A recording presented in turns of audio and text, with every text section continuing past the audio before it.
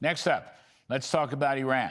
We welcome back to the show Aaron Cohen, Israeli special ops veteran, founder of Gideon, and Marc Thiessen, Fox News contributor and great columnist for a certain Washington newspaper that has, I guess, a better editorial page than it used to. How about if I just leave it there? Marc Thiessen, is there a switch in war policy, do you think, now? The floodgates are open. It's all or nothing. We're not going to have just tit for tat. We're going to perhaps use Admiral Cooper's, 10 to 14-day bombing, maybe go after Carg Island on the oil, enhance the economic fury operation, and we are going to actually go for regime change with an important finding for covert operations, which apparently was not done, or if it is done, it hasn't been done as well as we could do it with Israel. Are we going to go all out, full out, Marc Thiessen? How do you read it? I loved your riff. You're exactly right. I nominate you for National Security Advisor to go back into the Trump administration and execute that policy. I endorse it wholeheartedly. Look, here's the reality. Donald Trump, for 47 years, the Iranian regime has been waging war in America, and Donald Trump's the only president to fight back. The decision to launch this operation is historic. It was courageous. It's the most important decision an American president has made in my lifetime. The problem we face now is that we stopped at the 20-yard line with 2 weeks to go in combat operations, and have gone into this cul-de-sac, strategic cul-de-sac of negotiations, followed by Iranian violations, followed by tit-for-tat retaliation, followed by more negotiations, and we've allowed the definition of victory to become a deal. And the problem with that is Iran gets a veto over victory. Because they can deny us a deal, they can deny us victory. We should not be giving them a veto over victory. The victory is defined by when we finish our military objectives in the way that you've described is a good way to do it. And we can finish those military objectives in 2 weeks. The 2 weeks that were left in the military campaign, finish the bombing, destroy their remaining ballistic missiles, take out the remaining leadership targets that we can hit, further entomb their nuclear dust, and hit military and economic targets and energy targets that will crush them economically in coordination with the continued blockade. And then once we've done that, we can open up the strait by force and resume passage, and then you declare victory. And then once the regime is weakened, you can do exactly what you said, which is what we did during the Cold War. We liberated 400 million people during the Cold War without putting any boots on the ground anywhere by arming and training freedom fighters around the world. The Iranian people have freedom fighters who want to fight for their liberation. Let's arm them. Let's train them. Let's help them overthrow the regime. It doesn't have to happen in weeks. And if we do the first part of that before the midterms, you're absolutely right. It will be seen as a victory, and it will help him. I believe, covert stuff is obviously highly, highly classified, as it should be.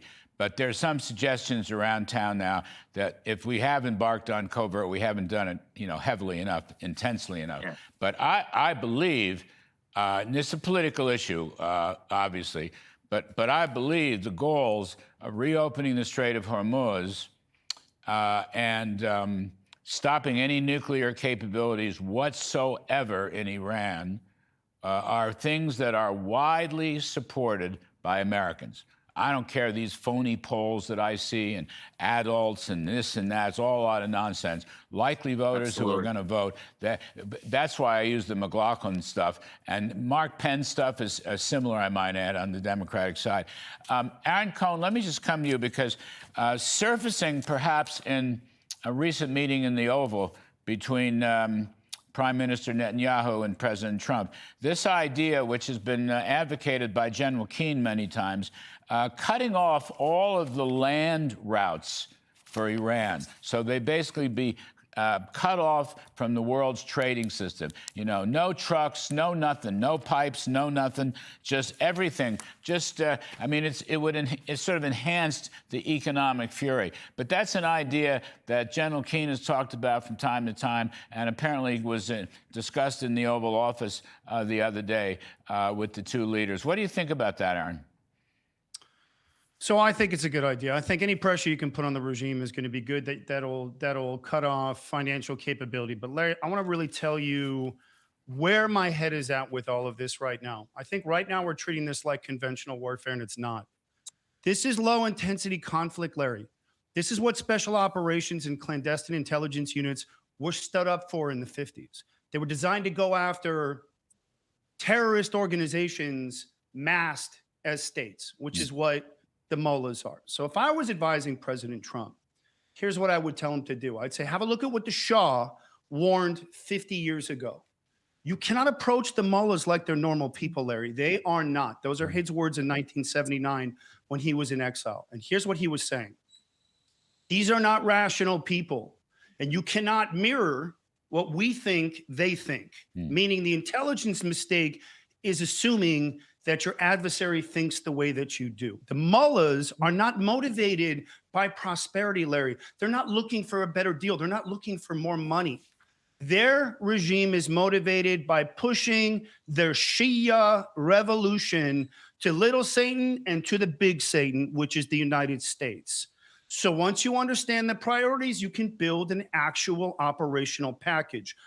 The conventional airstrikes are important, but this regime was built to withstand these strikes, Larry. They're cockroaches. And every time we hit them with strike packages, all they do is get on their state TV and say, we can stand up to the big Satan. It's nothing to us. It's well, if we cut off their money and we cut off their goods and services and trade, that's just going to kill them also. Agreed. I mean, that's agreed. a key. But Larry, that's why the economic fury. And if it's enhanced with this idea of literally stopping any goods and getting in there, I think that'd be a heck of a terrific idea. Larry, I agree 100%, but here's where I would really focus. We need to focus on what the regime is scared of the most, and it's the support structure underneath them. We need to use the special ops intelligence packages that Israel has spent 30 years developing and start going after the establishment that supports the leaders. Killing the leaders isn't enough. I'm talking about the networks, the IRGC number twos, the political elites that actually support the financial network. You need to start killing them. You need to start blowing up their homes. Here's the point. The point is the regime will not collapse as more buildings fall.